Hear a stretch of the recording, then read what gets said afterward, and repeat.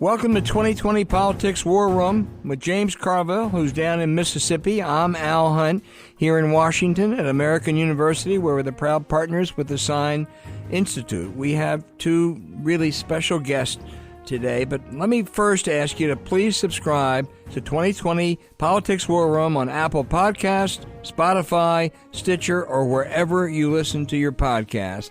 James, I am here at American University at their on-campus studio. I am in the room with Kyle, our fabulous engineer, without whom we couldn't get this show on. We are, I would say, a little over 6 feet apart. There is no one else in this room. And I know you are down there, I think, alone in Mississippi.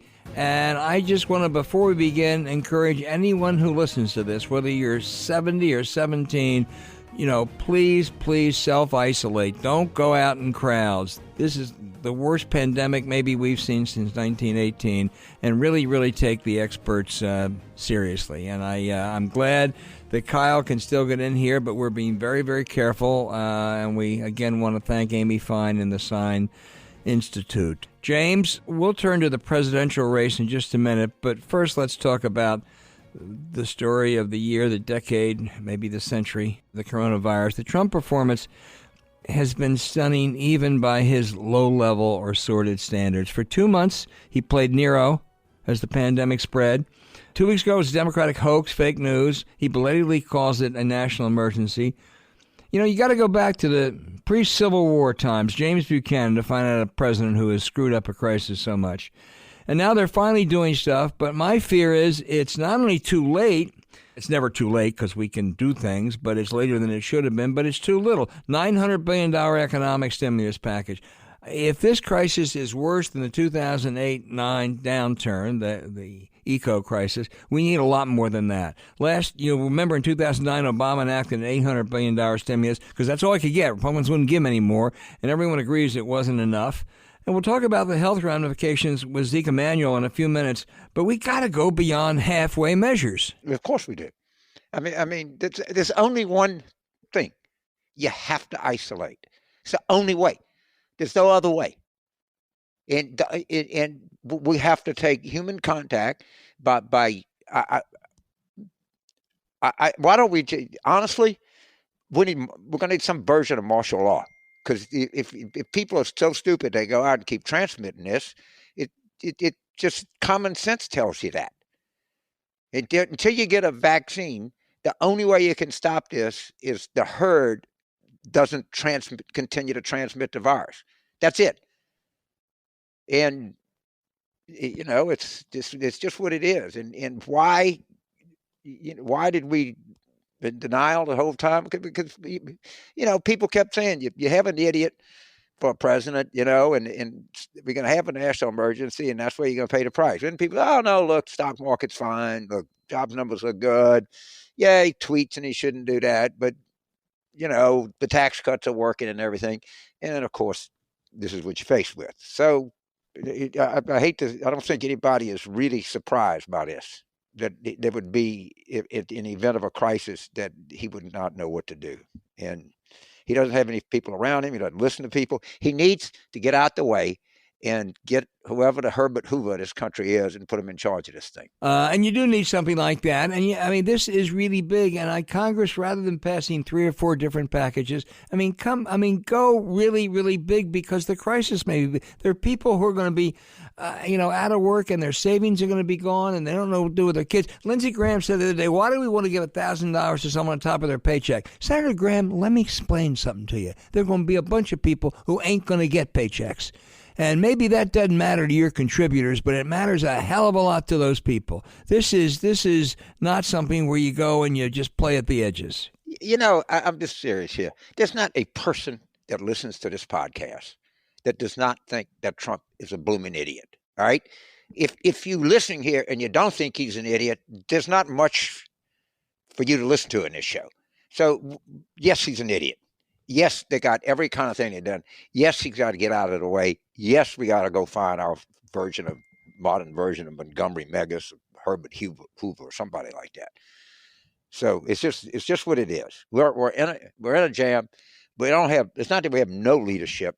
We got terrible leadership, and everybody listening to this knows that. I'd amend that slightly. We have terrible leadership, terrible elected leadership in the executive branch. That's But what I'm talking about. I know you are. The deep state is delivering. Thank God for the deep state. Thank God for Tony Fauci. Thank God for Dr. Why am I drawing a blank on her name now? She's just been terrific out there. And thank God for the CDC. You know what that is that is the deep state. And you cannot exist as a functioning society, a democratic or authoritarian, without a deep state. They're doing well, but I agree, nothing's going to change Trump. But, the people have to understand, too. I got sick last night watching pictures of San Francisco where the mayor has, I think, sensibly called for a lockdown, shelter, housing and shelter. And there were just, seemingly hundreds, if not thousands of people just strolling along as if nothing has occurred. And if it requires martial law, I don't know I'm willing to go that far, but it certainly ought to be on the table. I am. I'm like right now. It's not going to get better. It's just not. There's no chance. And I don't know what martial law means, but whatever. It means like calling up the guard, for sure. It means a lot, but I'm serious. Whatever the most immediate, draconian, authoritarian steps that have to be put into place, they got to be put in place now. Then we fight about it after it's over. What are we doing? I mean, everybody in the world that knows anything is screaming. And we wouldn't even call the head of the Corps of Engineers, the CBs. I mean, give the Army authority to draft welders and iron workers and stonemasons or whatever it takes to build hospitals. Rosie the Riveter. Anything. Yeah, no, anything. And get those troops off the damn border down there to all the. I mean, anybody wants to come here now. It is a waste of time. It is hurting the effort. It is But I mean, the point is, it is like now, and draconian. I mean, stuff that you would say you just can't do this in a free society. You're right. But that's it. I mean, like, empower people. Like now. I just don't think. I mean, when you see like Sanjay Gupta and you see people that really know, I mean, they're panicking. The head of the Baylor, Texas Medical School, huge, I thought the guy was going to have a nervous breakdown talking about what's coming. Well, I agree with all that. I want to be very careful about suspending any basic rights. I want to be very careful about that. I don't. So, and that's what martial law connotes. So, I do agree. It ought to be emergency declaration. We ought to get the Army Corps of Engineers. We ought to get the military involved. We ought to spend as much money as it takes. And I think we can do that. Lincoln suspended habeas corpus. Roosevelt turned to Japanese. All right, they could argue about it. You know what both of them did? They won the goddamn war. Yeah, but it was no need to. Yeah, but the Japanese internment camps were totally unnecessary. It didn't help with the war effort, and it was a stain on an otherwise great president. So we don't have to repeat. We don't have to repeat mistakes. There are things we can do that are emergency. Right. By going draconian, you're going to make some mistakes. All right. And you're right, it was a mistake, but it was a all-out effort. It's the only thing we can do. To hell with the Constitution. Well, no, no. Right, we'll just disagree. No, I'm sorry. That's what's different between us and China, and it may be that they deal with it a little bit better than we do because of the kind of society, but never the hell with the Constitution. I'm sorry, James. That is totally, completely unacceptable. I disagree. Well. I disagree. I just hope you can mandate people. You don't. I'll tell you, if you want to say the hell with the Constitution, you just imagine the person who'll be making the decisions then is Donald J. Trump. And if you're comfortable with that, fine. I'll tell you, I sure as hell ain't comfortable with that. I'm telling you, you have freedom of movement. You're not going to have that. All right, you're just not going to have that. Well, that's different than suspending the Constitution. What's wrong with the Constitution? You're telling people that they're isolated in their own homes and they can't go out. I don't know what's going to happen. They don't be having court sessions. I mean, look, I'm not going to argue. It's going to come to this, and it's going to come to this faster than we think. I mean, we were screwing around when you knew. Now you know San Francisco has shelter isolation. I think shelter isolation is totally required, necessary, a good idea in many places. I don't think that suspends the Constitution, is all I'm saying. But, in any event. I'll say, well, we'll ask Walter Dellinger. All right. But if the Constitution, if I want to go walk on the beach, I can't. Yeah. In Florida, you're not allowed to. In normal time, I'd have a constitutional right. Look, it's a public beach. I'm entitled to be there. Well, we could go on and on. I mean, there are all kinds of places. You don't have constitutional right to walk into the White House, and that's a public property. But in any event, I think we agree on 95%. The fact that not enough is being done. A lot more has to be done. It's something like we've never faced before, and we ought to start doing it now.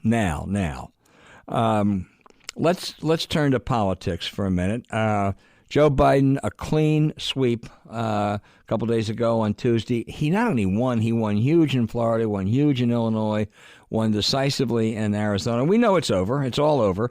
What's impressive, and I think this probably says more about the Democrats' desire to get rid of Trump and anything else, he's not only beating Bernie badly, he's running much stronger than Hillary Clinton did in 2016 among almost every demographic group. And even with the virus scare yesterday, turnout in Florida, I think, was just about what it was in 16, if not higher, and maybe higher in Arizona. So the only question now is, how does Joe Biden, how does the Democratic Party go and get Bernie out of this race and focus? I'm sure he's not going to go away, but what are the challenges ahead? Yeah, first of all, who cares?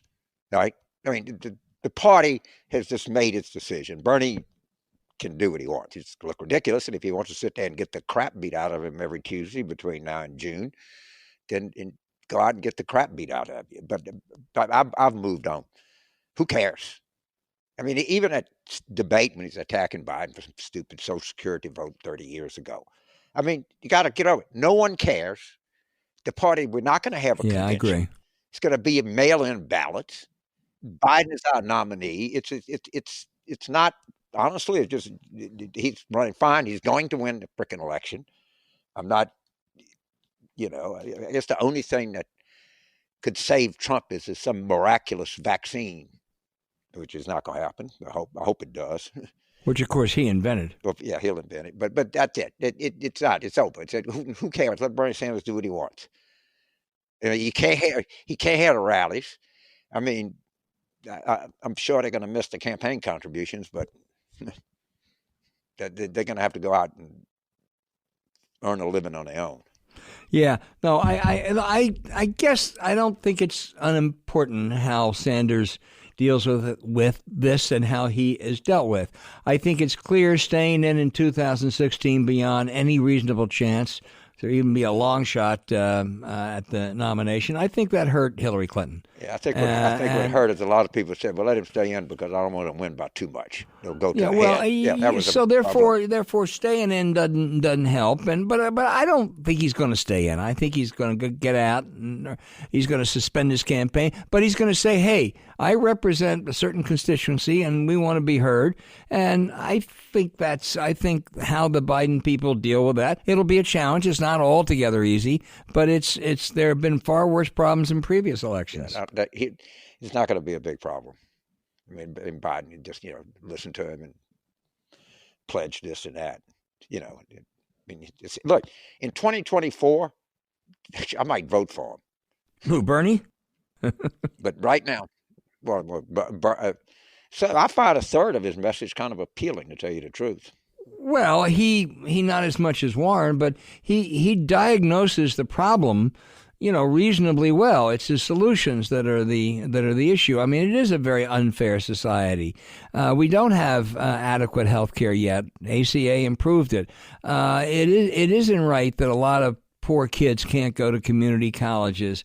I mean, I agree with all that. The problem is that you can't enact, $60 trillion of taxes. Right. I completely agree. It's diminished, but look, in one thing we know is the country that we knew 3 weeks ago is not going to be the country when we come out of this.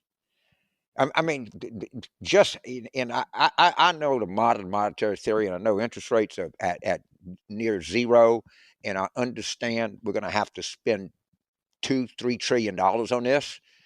All right, but when we come out of it, and I understand at some point the markets will stabilize, but where they end up, I have no idea. But politically, wherever we are now, we're not going to be there. Yeah, you're right, and I think in that sense, 2008 and 2009 are instructive, and I think basically first Bush. And then particularly Obama and Bernanke, they did the right things. They saved us from the abyss. We could have gone into a worldwide depression. And they made a few mistakes, but they did a lot more right than wrong. However, having come out of that, there was a sense and a reality that the well-off, the well-to-do, they came away fine. But a lot of other people didn't, and that's really important how we come out of this. If that's repeated again, Bernie will become a right-winger in 2024. So, Bernie, if you believe in the movement or whatever, right, the best thing you want to do is get out now, preserve your thing, and then in 2024 say, look, we had this thing diagnosed from the get-go. In terms of the bailouts, yeah, they had to do it. In economics is not a morality play, and they had to shove this liquidity in the system. They had to save the auto companies. But the political price that we paid to that was Donald Trump, right? But that's the price we paid. We had no choice, and of course Bernanke did what he had to do, and what's his name? Hank Paulson and Geithner. But the pain and the price that we paid for that would have been a worse price if we wouldn't have done it. And now these companies are coming in, the airlines. Oh, yeah. Tell us about that. That was a really good column. So the airline business has been really profitable in this century. It has not typically been that, but $3.6 billion. And I got to be fact checked on this because I'm going to, but I'm pulling it up right in front of me. We must have managed, for American Airlines, the nation's largest airline in the mid-2010s, what the Bible calls the years of plenty. In 2014, having reduced record competition through mergers and raised billions of dollars in new baggage revenue, American began to reach stunning levels of financial success. In 2015, it posted a $7.6 billion profit. What'd they do with that profit, James? They all did it stock buybacks and raises. And so now they're going to say we can't function without airlines, and they're probably right. You got to cargo, and you got to take medicines and everything else. And they're going to come in, and they're going to get a bailout, because they've used all of that money. And then when it comes back and the thing is over, everybody's going to say, well, no harm, no foul. And the public, and I don't have to be Bernie Sanders. See, there are plenty of things America could have done with all that money. They could have stored up its cash reserves for a future crisis. Knowing airlines regularly cycle through booms and busts. It might have tried to decisively settle its continuing contracts and future with pilots, flight attendants, mechanics. It might have invested heavily in better service quality. Instead, it blew most of its cash on a stock buyback spree. From 2014 to 2020, in an attempt to increase its earnings per share, Americans spent more than $15 billion buying back its own stock. All right, what do you think happened to all of the big tax relief that people got under Trump? It all went to stock buybacks. And you don't have to be Bernie Sanders to be freaking outraged about this. And I guarantee you, the Marriott people, the Hyatt, all of that, they're going to be there with bailouts. Everybody, they're talking about the energy companies want bailouts. We're really going to give Exxon a bailout? Yeah, I think it ought to be. I want to make sure that little bar owner in the corner who otherwise go out of business, that there's some way to get him or her a bailout. And if we give it to the airlines, which we probably have to, because it's hard to envision our society functioning without airlines, much as I hate to fly. But there's no reason you cannot write a provision there that says that the money cannot be used and they cannot have stock buybacks for 5 years. I don't know what. That can be done. And the reason it won't be done, I'll tell you why it won't be done, James, having covered Congress for many years, because K Street is popping champagne corks now. They ain't going to lose their jobs. They're going to get a lot more jobs, and they're going to be up there lobbying for every special interest provision you can. I want a huge package. We'll make mistakes in the package, you're right, but I want to have I hope someone up there, whether it's Warren or someone else, who tries to just look every day at what kind of special interest stuff is being put in that, because that's what created the great backlash 10 years ago, and we can't afford that again. It's coming. And it's always the same answer you get. Well, you have no choice. Well, I don't know that you have no choice. I mean, we have no choice that Barack Obama and Eric Holder decided not to jail anybody. We had a choice. I mean, and I don't know if we had a functioning court system. Do you have I mean, what these airlines did with all that profit they had, and then coming here and looking for a bailout is nothing short of criminal, right? And they want to be both, big free enterprise people, but they also want to be, part of a trust with the government that, they get subsidized for this and that and everything else. I mean, the federal government started the airline industry through the post office, but they're going to come and they're going to get it, and it's what's going to happen, and then the aftermath is going to be very predictable.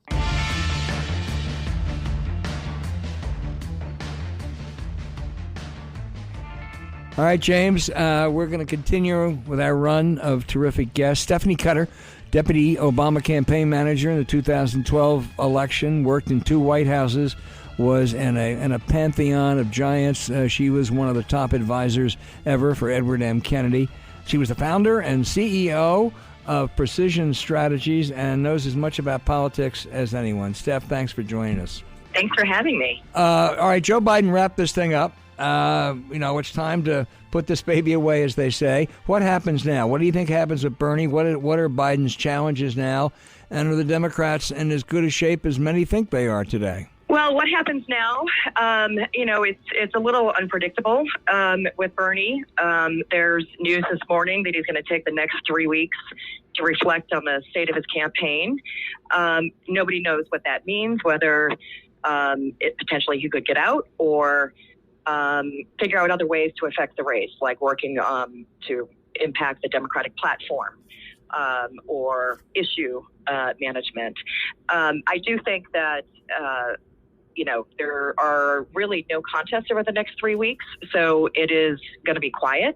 I think the challenge for both of these candidates now is to continue fundraising to get ready for a general election, but also rise above where the country is at the moment and be presidential.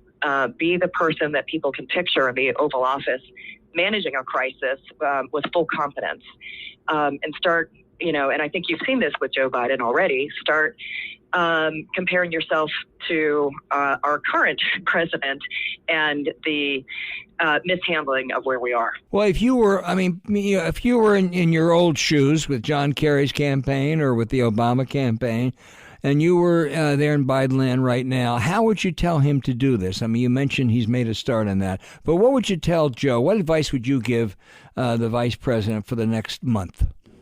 My advice would be to, find opportunities to speak out. Travel for any of these candidates is just locked down at the moment. It's not happening. So just like you saw last night, Joe Biden come out and give a very, sort of somber, serious set of remarks about the state of the country and the seriousness of where we are. I would find opportunities to continue doing that. He's got a plan of what he would do in a pandemic. He's got a plan of what he would do to stimulate the economy and take care of people who are losing jobs because of this crisis, and parents who are having a hard time homeschooling their children because schools are out while also managing work. Find moments to be a president. Thankfully, and I say this as a diagonal Democrat, it's not hard for Joe Biden to do that. He has been a leader and knows how to make government work for people. I think one of the big problems we see right now with Donald Trump is he has hollowed out the government. And hadn't planned for anything. He was more concerned with pursuing his campaign promises and ideologies rather than making the government work for people. That's just the opposite of what Joe Biden would do, and he needs to remind people of that. Now, more than ever, it's a time for leadership. We haven't seen anything like this really since 9/11. And we all remember when George Bush did step up and lead the country. We came from all different political parties and beliefs, but we did see him step up and lead. We don't see that with this president. So there's a void to fill. And if, Joe Biden has essentially won the nomination, there's statistically impossible for Sanders to catch up. Joe Biden is likely the Democratic nominee. So time to show people how it's done and lead the country. There's the old joke in political consulting about somebody in a focus group says, what do you think the biggest problem that you face with here in rural Kentucky? Ignorance or apathy? And the guy says, well, I don't know and I don't give a shit. Right? That's pretty much of the country's attitude toward the Sanders campaign. I'm looking on my computer. You can barely get a story about it. About what, James? I mean, it's about Sanders' campaign, him staying in the race. It doesn't even pop up. I looked on a couple of sites. No one cares. All right? Go to Vermont, be in the woods, spend time, do whatever you want, man. If you want your movement to be intact, and I think you're going to do, a candidate like you could do very well in 2024, given where we are. Just say I support the nominee of the Democratic Party and to work tirelessly on behalf of Joe Biden.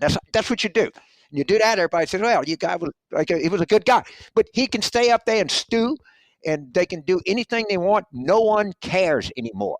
I was looking last night on television. At MSNBC, we barely covered it. And Bernie Sanders has got to adjust to the reality of the country. According to 538, there's a 0.01%, not 1%, 1/10 of 1% he gets a nomination. I think their computer the algorithm doesn't allow it to be zero. There's nothing to argue about here. I mean, Biden needs to be attack him, be nice to him, but let Bernie Sanders sit there and do whatever he's got to do. But if people around him have any sense, they say, Senator, look, we're charging back in 2024. If I'm part of that movement, I want to do everything I can to make it more popular than it is.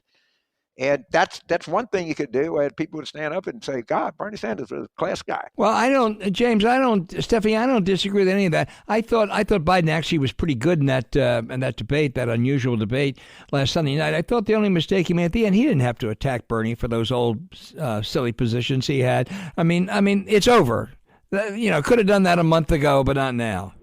I do think that I agree, James, with everything that you said. The country has moved on, and the Democratic Party has moved on, because there's one goal in mind: beating Donald Trump and taking the country back.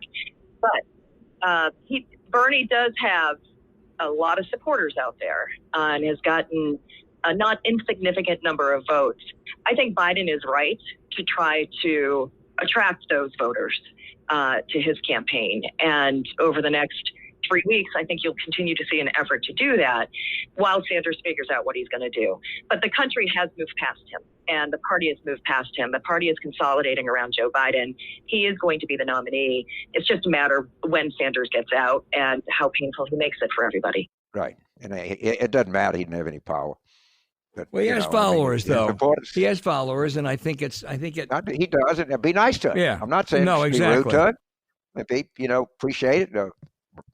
Ran a vigorous, campaign with a lot of ideas and, great contributions to the United States of America. And boom, they just give generic vanilla platitudes. I don't care. Yeah, no, I agree. Steph, let me ask Stephanie before she has to go. Tell me how nobody knows how bad this is going to be. It's obviously going to get a lot worse. I'm talking about the coronavirus.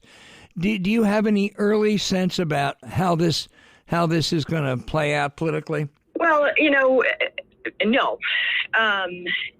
There's a lot of uncertainty, both in terms of the regular business of politics, primary dates, conventions, things like that.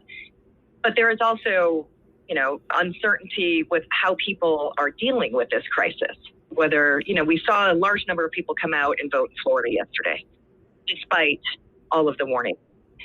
Beat records from 2016. And Arizona. And Arizona. Over the course of the next 3 weeks, or 45 days, as some believe, this thing peaks. There's a lot of uncertainty of how this happens. There's a lot of work being done to see how people can vote by mail, how we can alter the method of voting and politics to protect people. But there's a lot of work. There's a lot of uncertainty. In terms of how people feel about how Donald Trump has handled this crisis, there's a lot of breaking down along partisan lines. That doesn't change from any issue that we're dealing with. But we're just at the beginning of this. Even though this has been in the United States for 2 months now, we're at the beginning of this impacting everybody. Kids are home from school. People are losing jobs and paychecks. And obviously Donald Trump knows that because he's trying to change his tone. But, if there's ever a need for change, or the need for an argument for change, it's now. Since we've interviewed you, this story was updated 3 minutes ago. The governor of California has placed the National Guard on alert. It's imminent call up of the National Guard. They're going to be everywhere. You're going to see soldiers in streets. They're talking about confiscating hotels and trying to turn them into hospitals. This is not normal. Every hour, it gets less normal than it was the hour before. I guarantee you that the Louisiana National Guard will be called up soon, and you might see regular troops. I mean, I'm gonna get up to the Shenandoah Valley. I don't know if we're gonna start restricting movement in this country. We might. Yep, I agree. I think we've never seen anything like this. So it's very difficult to plan ahead right now. If things are going as bad as I suspect they're going to go politically, and also if this crisis gets much worse, which I think it's going to, you can bet Donald Trump will try to find out some way to monkey with the election, delay the election. I mean, I don't think he can get away with that, but this is a desperate man, particularly if he's in the shape I think he's going to be in, and I think everybody ought to be on guard for that, because that's the kind of stuff he does. This country is going to be so ready to get rid of this guy. It is nothing. We have no idea. I hope this is all wrong. I just don't know right now. I don't know a single smart person that doesn't say this is the big one. All right, not a single one. Now, maybe this thing will blow away in April. I don't think many people think that's going to happen. But if it goes the way the experts are telling it's going to go, there's only one thing at the end of it: is a gigantic, cataclysmic disaster. Well, I'm afraid that's right. But Stephanie Cutter, be safe. Thank you so much for joining us. We'd love having you. Thank you so much. Thank you. Take care, guys.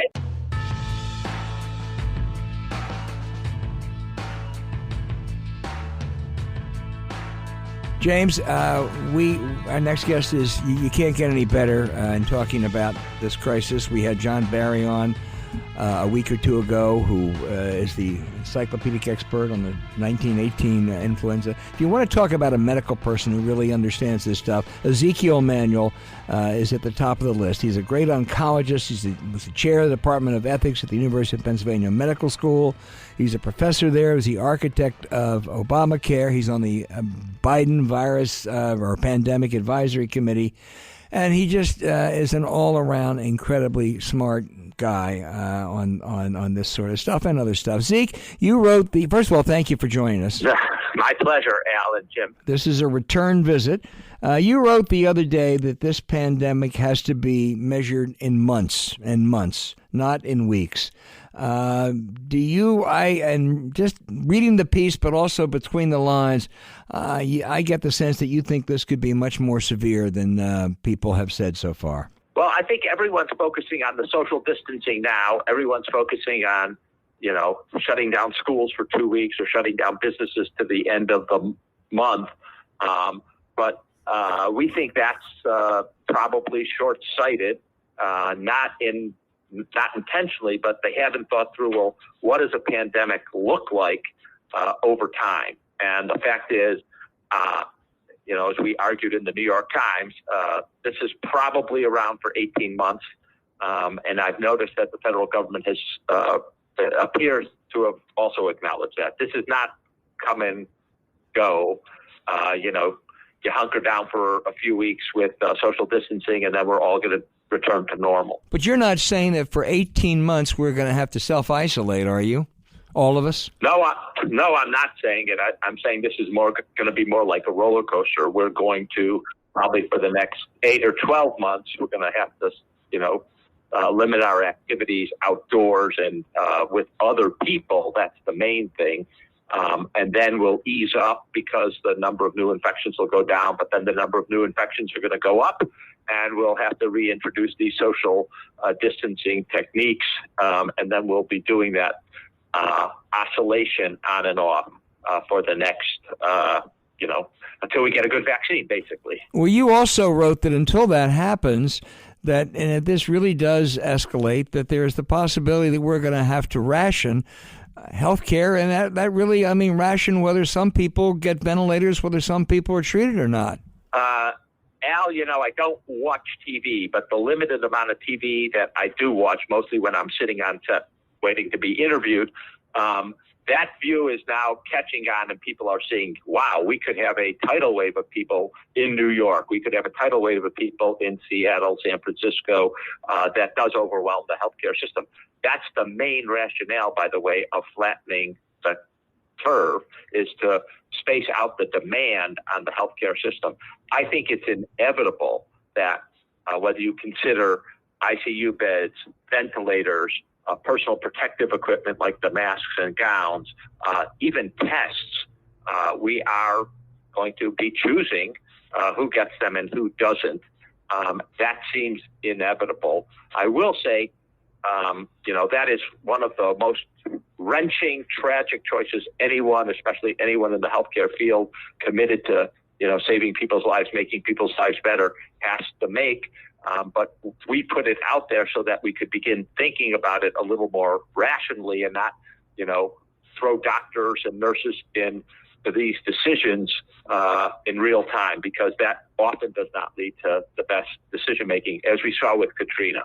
So let's say in Philadelphia, Northeast Philadelphia's got it, as a assistant manager of some hotel, and his wife is a dental hygienist, and they got 3 kids.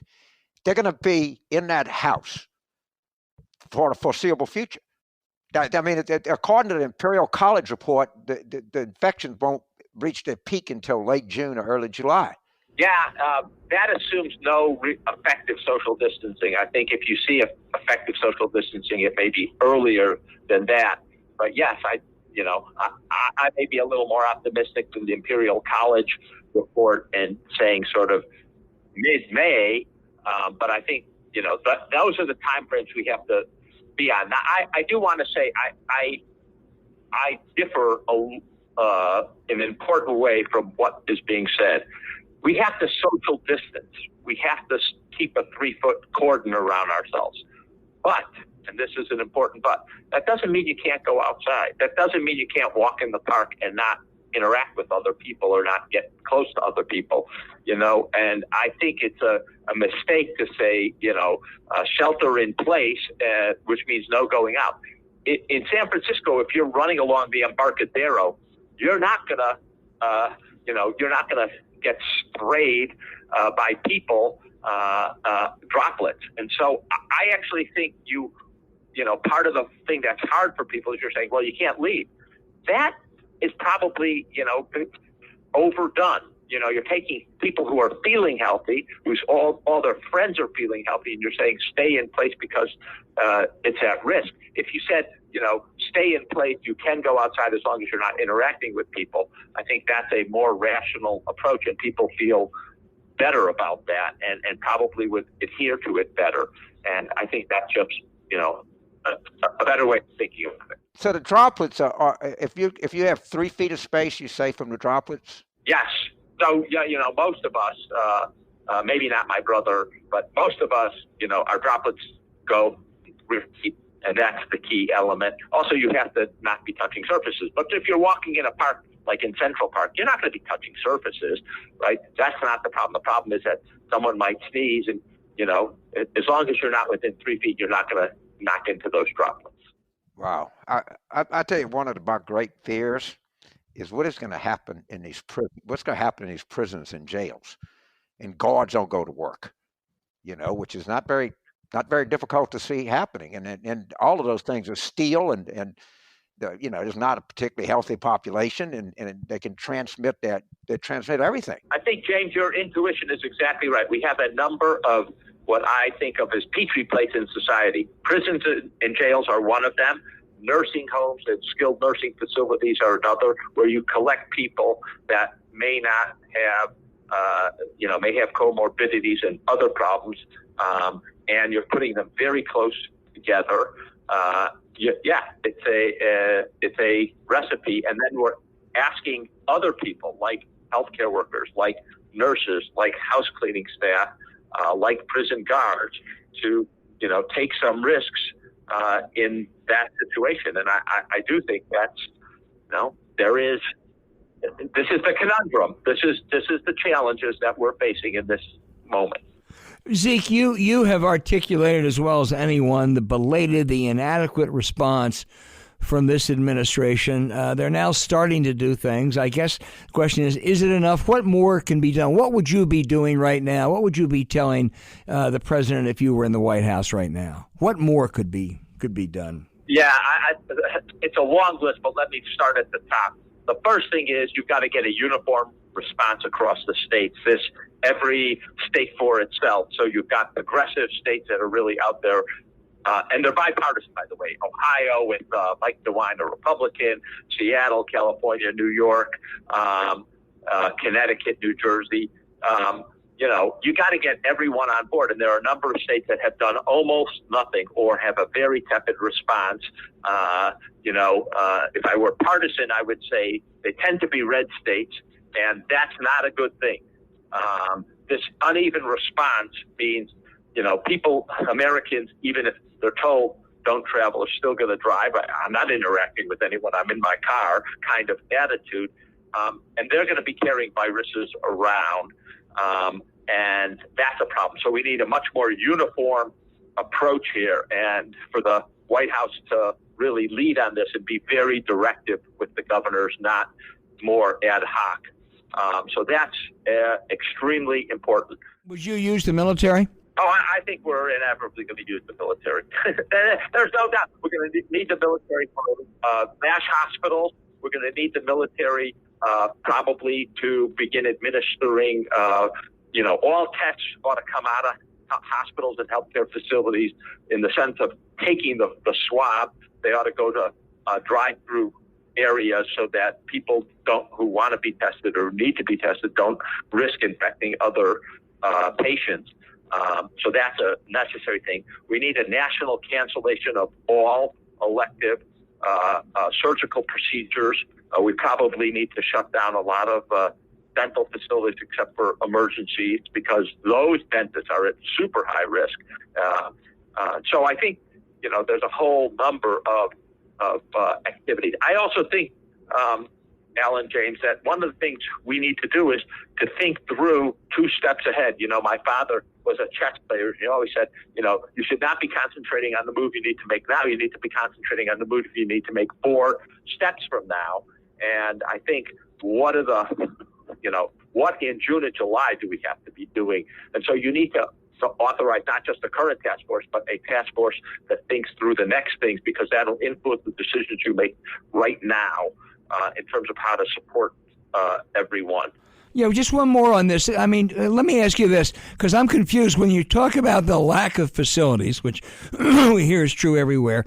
Up there, University of Pennsylvania, a couple blocks away, you have the Palestra, a big place. Why can't you use places like that? Or is the real problem the lack of personnel?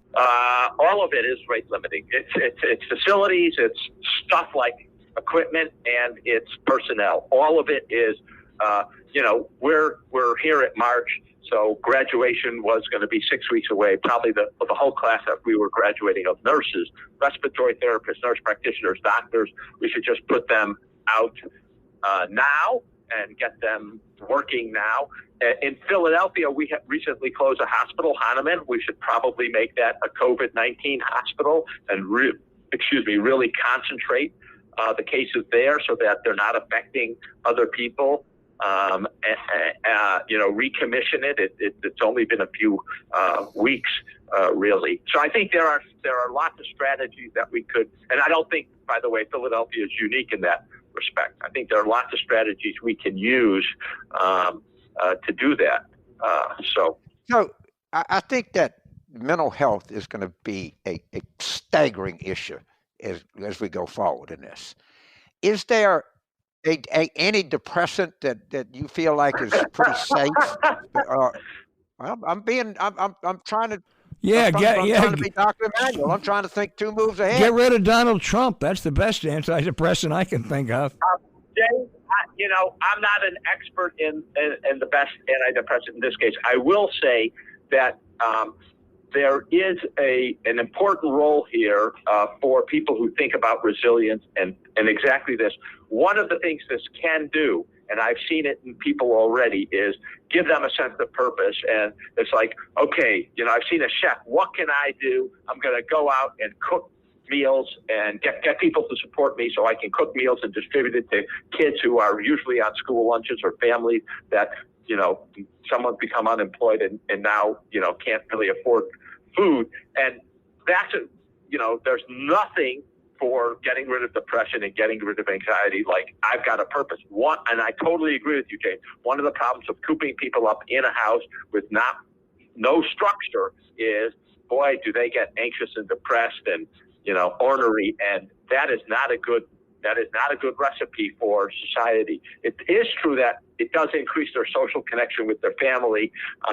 But I do think we have to give people a sense of purpose and a sense of you can do this, you can help people. Well, yeah, you have to go. I know, Zeke. I want to just finally, great man, and I consider you a great man. Well, sometimes amend previous positions. And some years ago, you wrote a piece in the Atlantic saying that, hey, we ought to be gone, ought to die by 75. James is 75. I'm 77. Will you take an amendment now and extend it for at least a while? What I will do is say that's a choice for you. That's what that article said. It's a choice for you to think about purpose, and you guys have purpose, and that's really important. All right, and we have a lot more purpose when we have guests like you. Thank you so much, Zeke. Be well, and we'll talk soon. Thank you. Nice to talk to you. Yes, be healthy too. Stay away from too many people. Yes. All right. I tell you one thing I think is being addressed by this crisis. I think we're having fewer carbon emissions. If you want to look. Oh yeah, that's for sure. If you want to look on the bright side of anything, Yeah. There's always some good stuff that comes out of it. Some people are getting to know their families better in a good way. Some people probably not such a good way, but it's, there are good things. Zeke made a very good point that those that have a purpose and those that don't have a purpose that's laid out in front of them ought to try to find a purpose. There are adjustments that we can make. It's a lot easier for you and I to say that, James. We sit in a comfortable place at home. We are connected. We have Wi-Fi. We have people we can call. But I think that example you gave of that, assistant hotel manager who's, with a wife and 3 kids in North Philadelphia, boy, it's a real challenge for them. Oh, I mean, what about people that, like, really poor, sanitation workers or anything, minimum wage, Walmart associates? Well, what are we doing about people, about the homeless? I don't know. That's a big problem anyway, and they almost all sleep in areas that are near each other. I'll tell you one good thing. This has nothing to do with this pandemic, but in our neighborhood, one of the great things I've ever seen for the homeless, they have just built a really big new homeless shelter, and you know where it is? It adjoins the police station. I can't think of anyone who wants to say not in my neighborhood, you can tell them to go do you know what. So, we're going to have to think of solutions like that in the next year because, as Zeke said, it's going to be around for a while. It just since we've been on the air, all right, they're getting ready to call out troops. All right, it's so. What's coming is going to be so, and Trump has just got to get out of the way. And I think I know his ego and I know everything about him, but he's got to get out the way. Well, I hope he does. I want you to be safe, whether you're in Mississippi or Louisiana or Virginia. I think that anyone who's listening to this program, please take to heart what Zeke, Emanuel, and others have said. You can go outside, you can go to a park, you can walk your dog, but, don't go and engage in the kind of social interaction you have, for at least the foreseeable future. Your health and the health of the people you love are. I'll tell you what, I've never been a big drive-through window guy, but I'm finding it increasingly attractive. Oh, yeah. Oh, I am too. All right. Well, listen, I want to thank everybody for listening. We'll be back next week. We're going to do all guests, I'm sure, by phone, which it worked fine today, and they were 2 terrific guests. But I want to thank you for listening, and again ask you to please subscribe, rate, review. Be kind as always to 2020 Politics War Room. You can get it on Apple Podcasts, Spotify, Stitcher, or wherever you listen to your podcast. For James Carville, this is Al Hunt saying see ya. Talk to you next week.